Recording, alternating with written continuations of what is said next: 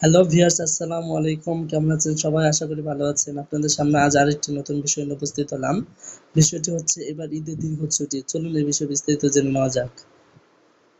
এবার ঈদে সরকারি কর্মকর্তা-কর্মচারীরা দীর্ঘ ছুটি পাচ্ছেন। ঈদের টানা ৫ দিন সরকারি ছুটির সঙ্গে এবার আগে পরেও মিলছে স্বাধীনতা দিবস, শবে কদর ও সাপ্তাহিক ছুটি।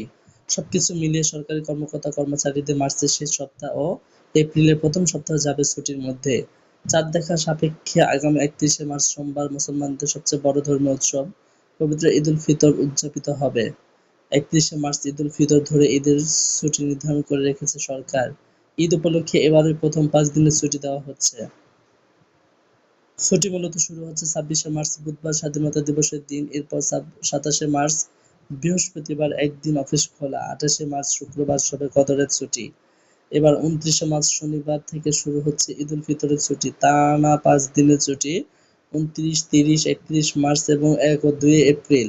থাকবে ২ এপ্রিল পর্যন্ত। এরপর মাঝখানে একদিন ৩ এপ্রিল বৃহস্পতিবার অফিস খোলার পর আবারও ৪ ও ৫ এপ্রিল শুক্র ও শনিবার ২ দিনের সাপ্তাহিক ছুটি।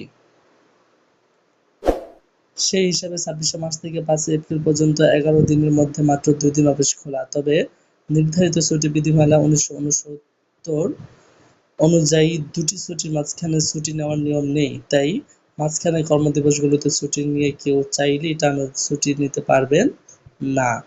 জনপ্রশাসন মন্ত্রণালয়ের বিধি শাখার একজন কর্মকর্তা জানান, কেউ শুধু ৩ এপ্রিল ছুটি নিতে পারবেন না। এক্ষেত্রে ৩ এপ্রিলের সঙ্গে পরবর্তী ২ দিন ৪ ও ৫ এপ্রিল ছুটি নিলে কেউ ২৯ এপ্রিল থেকে ৫ এপ্রিল পর্যন্ত টানা ৯ দিন ছুটি কাটাতে পারবেন। একইভাবে কেউ শুধু ২৭শে মার্চও ছুটি নিতে পারবে না। এক্ষেত্রে কেউ ২৬ ও ২৭শে মার্চ ২ দিন ছুটি নিলে ২৮শে মার্চ থেকে ২ এপ্রিল পর্যন্ত টানা ৬ দিন ছুটি কাটাতে পারবেন। গ্রামের বাড়িতে থাকা প্রিয়জনদের সঙ্গে ঈদের আনন্দ ভাগাভাগি করতে রেল, সড়ক ও নৌপথে রাজধানী ছাড়বেন অসংখ্য মানুষ। ফাঁকা হয়ে যাবে রাজধানী। হ্যালো ভিউয়ার্স, আপনারা যদি আমাদের চ্যানেলে নতুন হয়ে থাকেন, চ্যানেলটি সাবস্ক্রাইব করে পাশের বেল আইকনটি বাজিয়ে দিন।